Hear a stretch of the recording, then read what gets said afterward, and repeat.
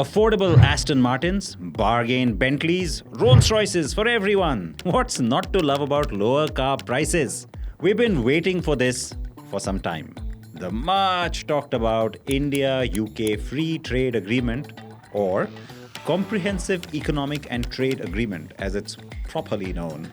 It was supposed to massively reduce import duties on loads of products, including cars, and on paper, it has in fact lived up to that. But, of course, let's hang on a second. Things aren't always that simple. That would be just too much to ask. Yes, some car prices will fall. Could fall, will fall. We'll see. We'll talk about all the various complications and conditions that this treaty introduces in just a minute. Here's the most important thing to know. The government of India has no intention of allowing imports to become way more affordable and more tempting than the vast majority of locally manufactured cars, which would undermine the whole Make in India push, especially when it comes to EVs. Signing this deal with the UK just makes sense for India because British passenger car imports are highly skewed towards the luxury segment. This means the ordinary car buyer with a budget of, say, 5 to 10 lakh rupees, even 20 to 30 lakh rupees, doesn't really stand to gain very much. But if you have somewhat fancier tastes and are in the market for a Jaguar, Land Rover, Mini, Rolls-Royce, or a McLaren supercar, you are in luck. And the savings? Potentially massive. Now that's the spoiler out of the way, but stick around to the end of this episode to understand what exactly changes, which car brands and models are actually affected, and how exactly you can get yourself a luxury ride at these new low prices and when. And of course, I will take your questions for which car you should buy.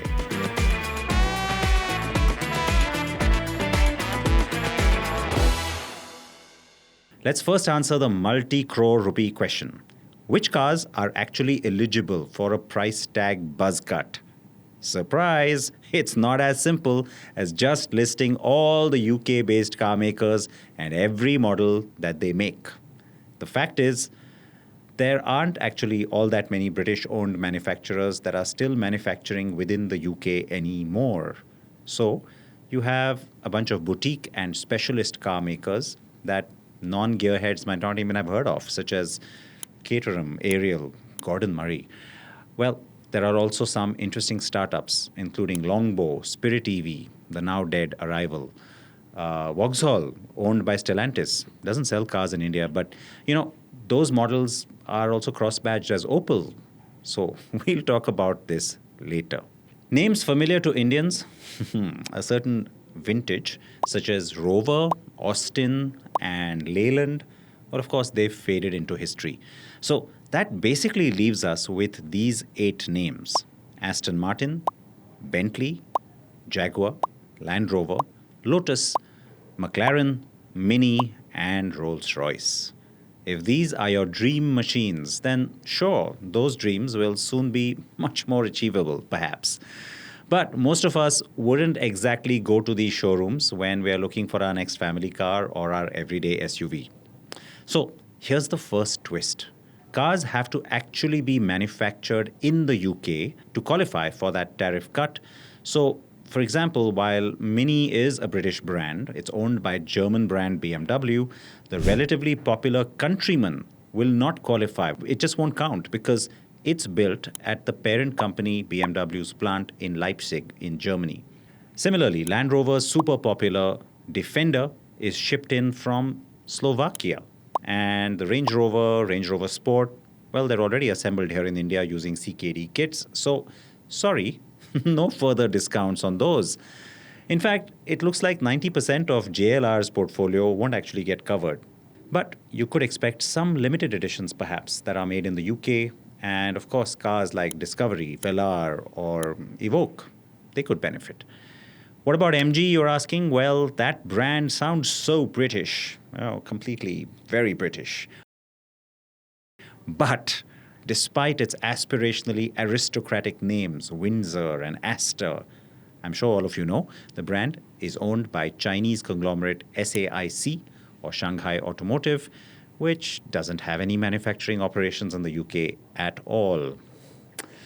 MG in India is actually JSW, MG Motor India Limited. All its models happily made here in India, except for the very recently introduced Select range, the M9 luxury MPV, the Cyberster sports car, imported straight from China. So they don't qualify either. Okay, time for some trivia. The iconic Tata Indica was exported and sold in the UK, but not using its original name. Can you tell me which brand it was rebadged as and what the model was called? All right, I'll wait to hear about what you think the answer is. Remember to mention Tata and then your answer. I bet you're all also wondering when prices will come down for all these eligible cars under the FTA. Well, honestly, nobody knows. Analysts, experts, car manufacturers themselves, who we keep asking directly, indirectly, nobody's announcing any dates or any numbers. But lots of people who have been on the verge of buying a luxury car have put their orders on hold just to wait and watch. So I'm sure everyone wants answers as soon as possible. The lack of clarity on bikes, by the way, they're vaguely mentioned in the FTA, but a lot more clarity is required on them. There is hardly any bike manufacturing left in the UK now anyway that could really truly benefit from this, as far as Indian consumers go at least. Now we come to the whole tariff quota structure, and quite frankly, it's incredibly complicated. So please sit down, pay attention. Of course it has to be, right? Why can't anything ever come easy? Yes. Imagine how many bureaucrats, lawyers, and accountants it must have taken to come up with all the numbers I'm about to tell you. So, pay close attention. First off, there is one structure based on engine capacities, that's for petrol and diesel cars, and then for EVs, hybrids, hydrogen-based cars, new energy cars, there's a whole separate system that's based on cost. Within each of these, there are subdivisions, 3 tiers for petrol and diesel models and 3 for those new energy vehicles as well. For ICE, the higher engine capacity cars get the biggest benefits. So tariffs will fall from the current whopping 110% import duty, first to 30% and then down to 10% in steps over the next 5 years. Then that number stays there for another decade. Reductions are less dramatic for the other categories, from 66 to 50%, but also settling at 10% within 5 years. And of course, there are more twists. We start off with modest caps on the number of cars that can actually be imported at these rates in each category. Each year, all these quotas increase dramatically from the first to the 5th year, and then oddly, they kind of taper off, eventually falling below where we started. Yeah, it's confusing. So the biggest quota is 19,000 units per year for petrol cars with 3,000 cc or greater engines, diesel cars with 2,500 cc or larger engines. This is in the 5th year. The smallest quota is for the cars with engines below 1.5 liters. So it doesn't start off as a very big quota to begin with. And even in year 15, it's dropping to like 3,750 units. So it's kind of inconsequential. Over and above these quotas, the tariffs are still lower, but not by much, 95 and 60% respectively for bigger and smaller cars in the first year, settling at 50 and 45% respectively by year 10.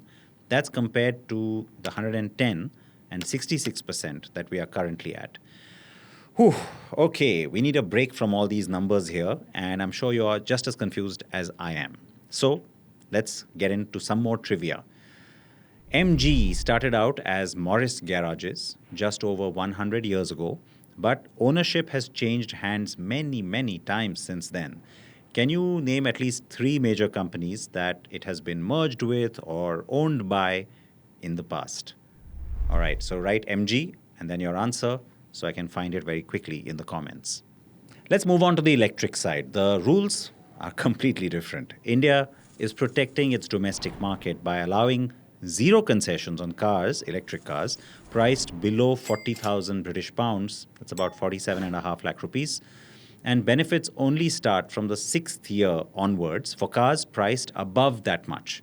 So from 40,000 to 80,000 pounds, or roughly like 93 lakhs, duties fall to 50%, but just for 400 units, starting only in the sixth year. Cars priced anywhere above 80,000 pounds will be tariffed at 40% for 4,000 units from that point onwards also. Those rates then fall progressively to 10% by year 10, and then they'll stay there. The quota sizes also increase to 2,000 and 20,000 units respectively by year 15. There is no middle ground tariff rate for these cars beyond the quota limits. You'll have to pay the full 110% duty. So, once again, luxury buyers get the benefits while those with modest budgets pretty much get nothing at all. And we'll still have to wait a very long time to really get the best benefits. Now, there's a little good news for commercial good carriers. Minor cuts when the agreement takes effect, ramping up over 10 years. Quotas top out at 3,500 units per year, which isn't exactly like a game changer. But tariffs are still quite a bit lower once those are exhausted. From 44% across the board, we go to 8.8% in quota and 22% beyond quotas by year 10. Okay, lots of numbers again. So you might want to rewind and listen to this again in case you're interested. These quotas might seem pretty paltry, but I have to wonder, is there actually demand for like 19,000 British-made cars with over 3,000 cc engines every year? And remember, only a very small number of models from a very small number of luxury manufacturers are even really eligible. I mean, Rolls-Royce sells how many cars in India every year, right? Not even 50 or 60. And Bentley does less than 100. Aston Martin's figure is under 30. And I'm just being generous here with all these numbers. Another huge question hasn't even been answered yet. How do you make sure that the car you want to buy falls within its quota for the year? We don't know yet how these slots will be allocated. Is it first come, first serve? Will each brand or model have its own quota within a quota? Will they have to apply for permits of some kind, or will it be like a lottery system? None of the experts that we've spoken to want to say anything on record because it really is still all up in the air. And that's why I wanted to do this podcast, because many of you wrote in saying, yay, let's go ahead and get all these cars at great prices. The situation is still evolving. We are tracking it to bring you the latest updates as soon as we can. So there's lots to think about. Let's take another trivia break. Which German brand was bought by a British company in the 1890s for use of that name for its cars made in Coventry? The hint, the brand is now owned by an Indian company, though it's not in use. Okay, that's a good enough hint. Back to the UK-India FTA. Yeah, we're not done yet. Now we come to another twist. Can any car maker with a manufacturing presence or plant in the UK put together a few units there and then ship them to India under the FTA at the lower cost than they would have had if they were sending them from somewhere else? Because it doesn't say British brands, it says British manufactured vehicles. Well, that's what we understand. The Nissan, Renault, Mitsubishi alliance operates one of the UK's biggest auto plants still in production in Sunderland. It makes cars like the Nissan Qashqai, the Juke, and even the Leaf EV there. So there's EV and ICE coming out of that plant. Toyota builds Corollas in various body styles at a facility in Derbyshire. Stellantis could, in theory, use that Vauxhall plant in Cheshire that I was talking about for its other brands. I mean, cross-badged Opel, but as a Citroën in India, I don't know. It's a bit of a stretch, but we'll see. BYD has reportedly cancelled plans for anything more than a design hub in the UK. Could those plans change? Well, if BYD starts making cars in the UK, it stands to benefit. Honda has abandoned its Swindon plant in 2021, but if a deal with Nissan does finally go through, maybe that door could again open. What about the reverse? Will Indian cars exported to the UK also get price cuts? Well, first of all, yes, but there aren't exactly stampedes in the UK to buy Indian-made cars. Well, I don't say this lightly. It's not just about Indian brands, remember. There's also the second point, only EVs, hybrids, and hydrogen cars are eligible. So benefits only apply from the sixth year when it comes to cars going from here to the UK. And yes, there are quotas and categories and all of that. I bet you don't want to know those numbers, so I'm not going to get into it. So we're talking about, like, say, Suzuki's e-Vitara, which is manufactured now in Gujarat, going on sale in the UK as we speak, is the only model that really qualifies under this current agreement. But will other companies see this as a good reason to pivot their strategy, manufacture here, specifically right-hand drive, exports to the UK? Yeah, it could work.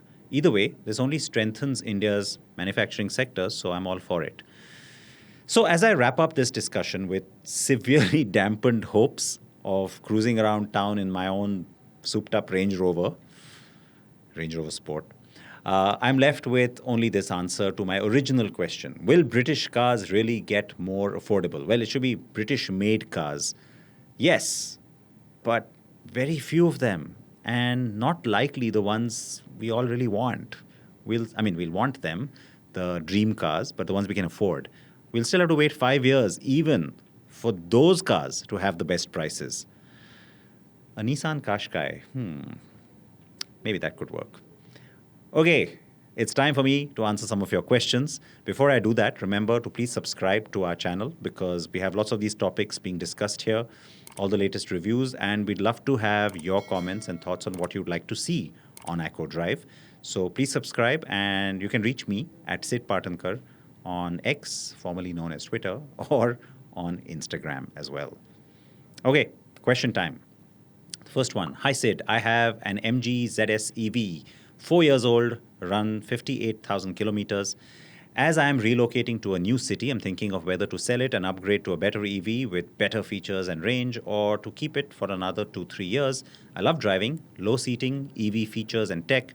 Dilemma of choosing between a sedan, like a BYD Seal, and SUV, XEV 9e, BYD Sea Lion, Kia EV6. Need your insights. Hi. So, you're an EV veteran now in a way. Nice. Okay, so there's nothing wrong with keeping your car for another 2 years or so, honestly. Assuming there's nothing wrong with the car. And its performance or its range haven't really gone down over these last 4 years. That said, if you want something zippier or with a higher range, or like you said, with more of the latest tech, that's a good reason to switch. The cars that you have mentioned, pretty much all excellent. They cover all of this. The BYD Sea Lion stands out for me on tech, the Kia EV6 on design. Next question is from Sudarshan. Hello, Siddharth. I've been watching you since I was 4 years old. My family has a well-maintained 2013 A-Star with just 33,000 kilometers on the odo. If we were to ever replace it, which hatchback of a similar size would you suggest is the best way to go in the market right now, considering the hatchback market has significantly shrunk since 2013? Is it the Celerio, which essentially replaced the A-Star? All right, you've been watching me since you were 4, so I'm going to just go ahead and guess that you're like 10 now. All right, hey Sudarshan, thank you for the support. I'm guessing you're still not the primary driver as yet. So the current Celerio is very non-impressive, yeah. It's just, while you're right about it being like the successor to that model, the A-Star, there are still way better cars to choose from. So depending on your budget, I would say Hyundai Exter, Suzuki Swift, even the Grand i10 Neos are much better bets. Much better. Next question is from Ameya. I have a budget of 30 to 32 lakhs, looking to buy SUV body style, don't want EV or second-hand, need boot space, so no hybrid either, no diesel.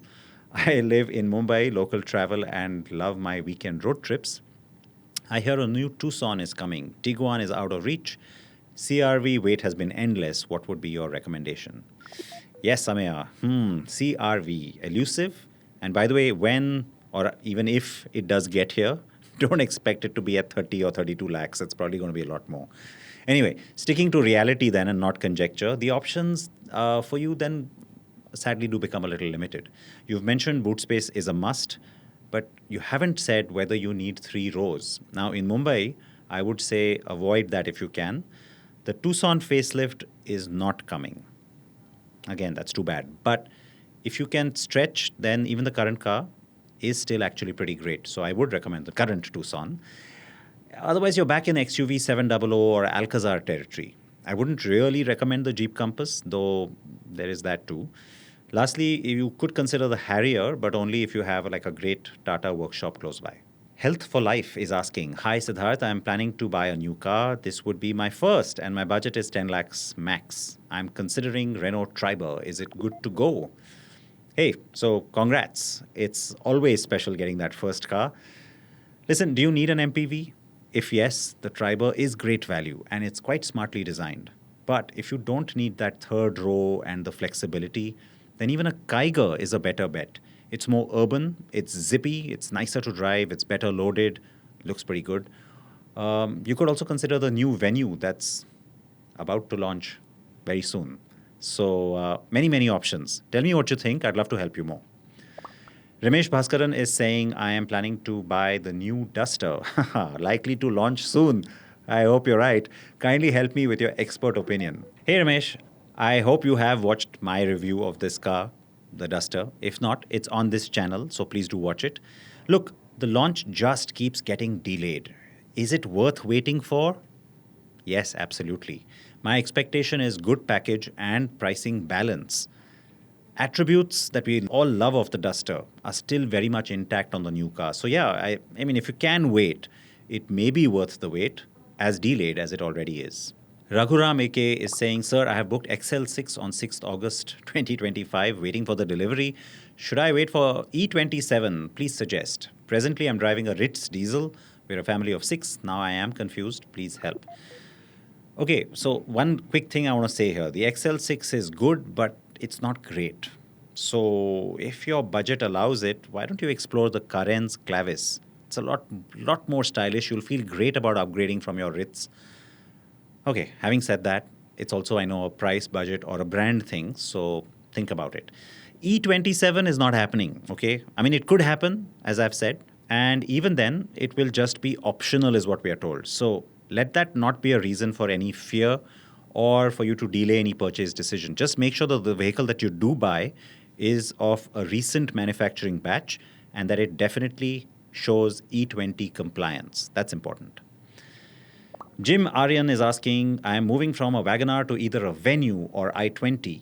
VFM is i20 Sports IVT, gets the same rate, and you get to drive automatic. Okay, so similar pricing. Which one should I go for? Okay. Yes, the i20 with the IVT is not just good value for money, it's also good on mileage. And it's better to have an automatic in our city traffic. But I would just say that, can you just wait a little bit for what I just mentioned? That new generation Venue. I mean, it's just like days away.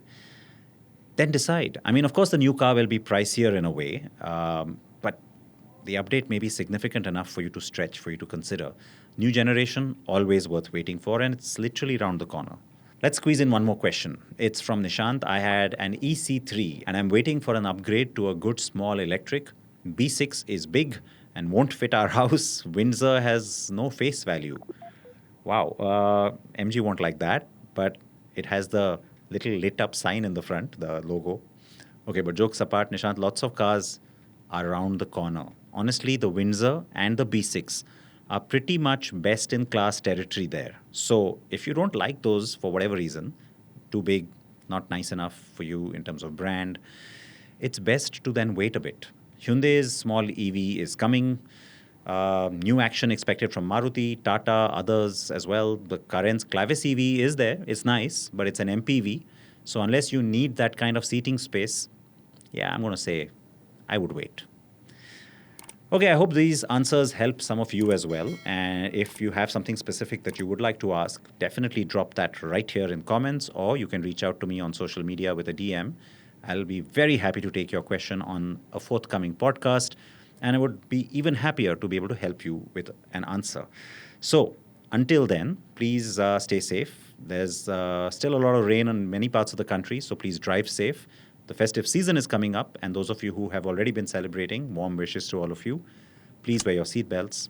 I'll see you soon.